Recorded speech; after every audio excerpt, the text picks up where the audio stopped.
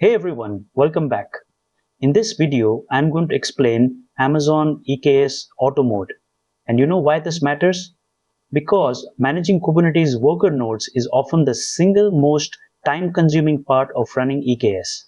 Most engineers get this wrong by over-provisioning infrastructure, which leads to massive cloud bills. This one concept can save you hours of operational overhead every single week. Let us take a deeper look at what EKS Auto Mode is and why AWS built it to solve the complexity of cluster management.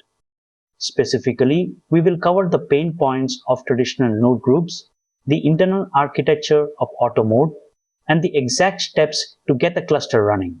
Watch the full video without skipping any content to understand it better. Before we get into the topic, a small request to you.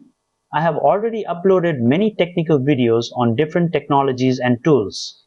We share more knowledgeable content every day, so if you are interested in learning and want to improve your skills, make sure you have subscribed to our channel and joined our WhatsApp community. The join link is available in the description or scan the QR code shown on the screen.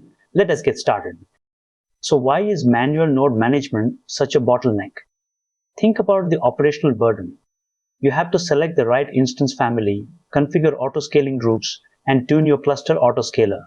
If your application profile changes, you are back to square one, modifying configurations and hoping you do not break your production workload.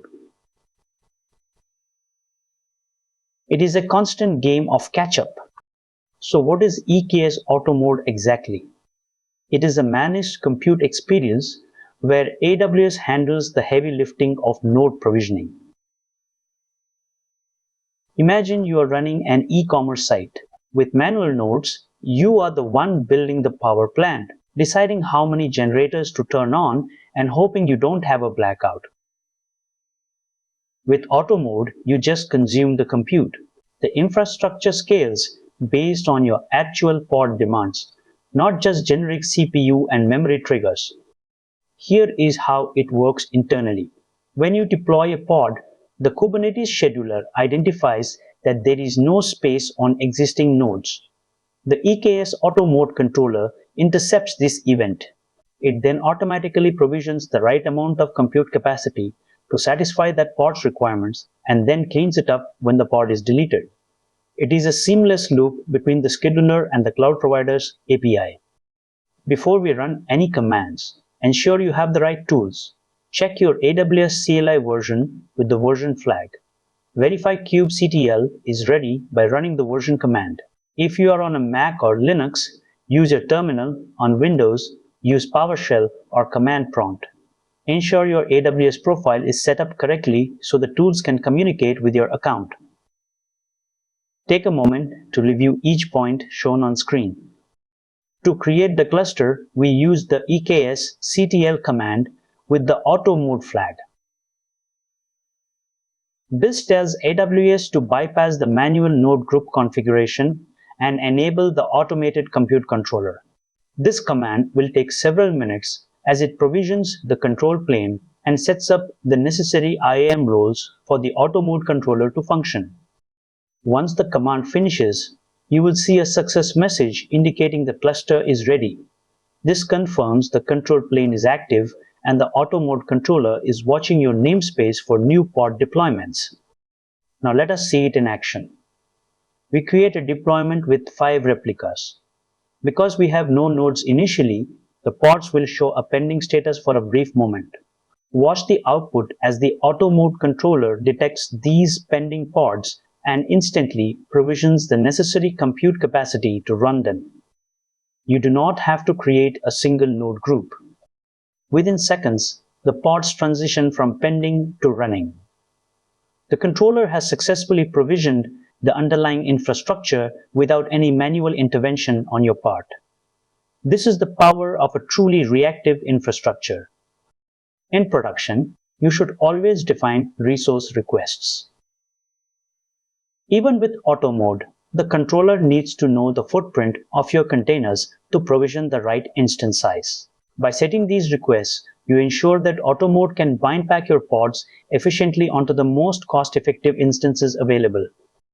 When you list your nodes, you will notice they carry specific labels managed by the EKS Auto Mode controller. This allows you to verify that your cluster is running on managed compute rather than static infrastructure. This is a perfect example of why this matters. A streaming platform can't afford a 10-minute lag when a live premiere starts. By moving to Auto Mode, they stop guessing their capacity requirements. They let the controller handle the elasticity, which meant they only paid for what they actually used during the peak and nothing more. So what does this error mean? If you see this, your EKS service role lacks the necessary permissions to talk to the EC2 API. This often happens if you use a restrictive, custom-created IAM role for your cluster. The fix is to attach the Amazon EKS compute policy to the role used by the cluster, ensuring it has full control over the compute lifecycle. Run this command to attach the missing policy. Once updated, the Auto Mode controller will regain the ability to provision infrastructure, and your pods will successfully transition to a running state. So when should you actually use this? First, use it when you want to offload infrastructure management. It is ideal for microservices. Second, do not use it for specialized hardware. If your app needs specific GPU configurations, manual node routes are still your best bet. Finally, avoid it if your app has hard-coded IP dependencies.